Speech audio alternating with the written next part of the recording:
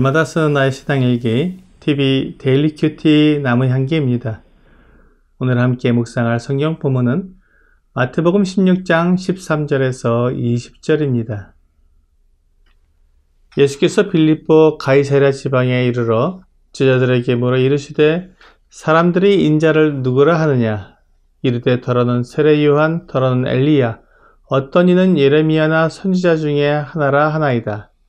이르시되 너희는 나를 누구라 하느냐? 시몬 베드로가 대답하여 이르되 주는 그리스도시요 살아계신 하나님의 아들이시니이다. 예수께서 대답하여 이르시되 바요나 시몬아 내가 복이 있도다. 이를 내게 알게 하니는 혈육이 아니요 하늘에 계신 내 아버지시니라. 또 내가 네게 이르노니 너는 베드로라. 내가 이 반석 위에 내 교회를 세우리니 음부의 권세가 이기지 못하리라. 내가 천국 열쇠를 네게 주리니 내가 땅에서 무엇이든지 매면 하늘에서도 매일 것이요 내가 땅에서 무엇이든지 풀면 하늘에서도 풀리리라 하시고 이에 제자들에게 경고하사 자기가 그리스도인 것을 아무에게도 이르지 말라 하시니라. 이제 주 예수님의 사역은 마지막 부분으로 달려가고 있습니다. 이방인들에게 복음을 전하신 주 예수님은 오늘 본문에서 가이사랴 빌립보 지역으로 가셨습니다. 이곳 역시 이스라엘의 가장 북쪽 지역으로 이방인들이 주로 살고 있는 곳이었습니다. 이곳은 가이사 아구스도가 헤롯 대왕에게 하사한 곳으로 후에 헤롯 빌립 2세가 헬라식으로 꾸몄습니다. 그리고 로마의 가이사를 기념하는 의미에서 가이사랴라고 불렀는데 지중해 연안의 가이사랴와 혼동을 피하기 위해 뒤에 자기의 이름을 붙여서 가이사랴 빌립보라고 불렀습니다.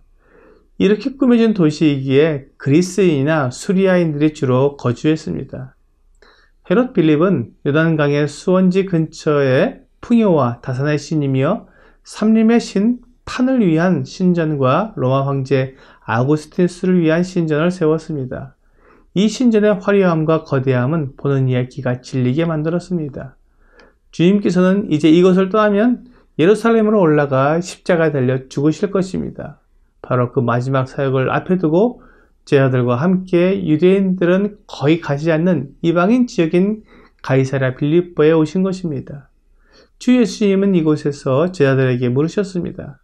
이방인들과 판신전이 있는 곳에서 사람들이 주님을 누구라고 하느냐고 물으셨습니다. 주 예수님은 판신전에 비하면 외모적으로 초라하고 아무 볼품없는 분이셨습니다.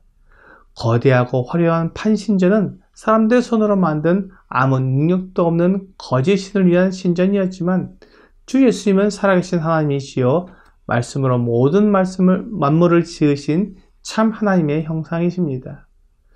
주 예수님은 사람들 중에도 주 예수님이 누구신지 정확히 아는 사람들이 있는지 모르시므로 제자들이 이러한 것을 분별할 수 있는지 알아보신 것입니다.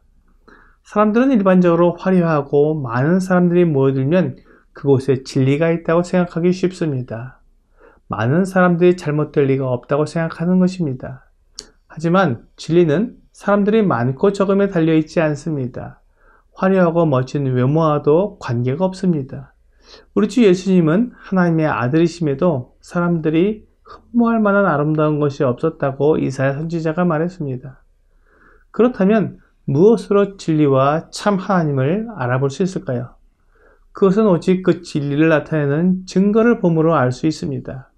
이것을 주 예수님은 열매라고 말씀하셨습니다. 그 나무를 알려면 그 열매를 보면 된다고 하신 것입니다.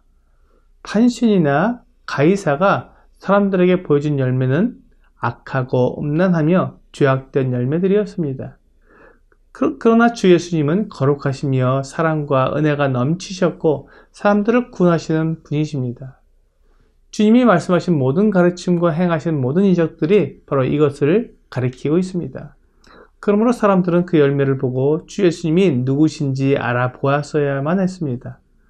그런데 제자들의 대답은 더러는 세례 요한, 더러는 엘리야, 어떤 이는 예레미야나 선지자 중에 하나라 하더이다 라는 것이었습니다. 사람들은 주 예수님을 사람들 중에 뛰어난 선생이나 뛰어난 인물로 생각했던 것입니다. 그들은 결코 주 예수님을 하나님으로 생각하지 못했습니다. 이것이 문제였습니다. 사람들은 하나님에 대해 오해를 하고 있었기 때문에 모든 증거를 보면서도 그것을 알아보지 못했던 것입니다. 주 예수님은 다시 물으셨습니다. 너희는 나를 누구라 하느냐? 그러자 베드로가 대답했습니다. 주는 그리스도시요 살아계신 하나님의 아들이시니이다. 베드로는 주 예수님을 그와 동일한 사람으로 본 것이 아니라 살아계신 하나님의 아들로 보았습니다. 그는 주 예수님의 말씀과 행하심을 보면서 그 모든 것이 하나님의 능력이심을 깨달았기 때문이었습니다. 베드로의 이 고백을 주님께서 기뻐하셨습니다. 주님께서 3년 동안 제자들과 함께 다니시면서 보여주신 것을 통해 베드로가 정확히 깨달았기 때문에 이제는 베드로뿐만 아니라 수많은 사람들이 주 예수님의 증거를 통해 하나님의 아들이시여 우리의 구원자이심을 믿을 수 있게 된 것입니다. 이때 주 예수님은 베드로에게 바요나 시몬아 내가 복이 있도다. 이를 내게 알게 한 이는 혈육이 아니요 하늘에 계신 내 아버지이시니라고 말씀해 주셨습니다.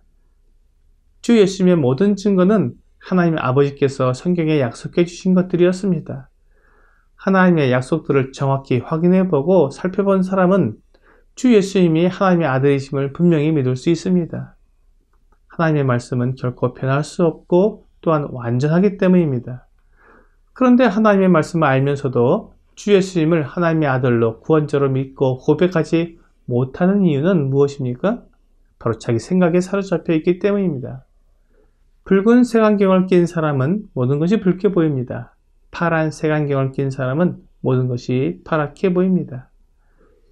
이와 마찬가지로 하나님의 말씀을 보면서도 내 생각, 내 견해, 내 경험, 내 입장을 가지고 판단하게 되면 하나님의 말씀이 증거하고 있는 것들을 정확히 분별할 수 없습니다.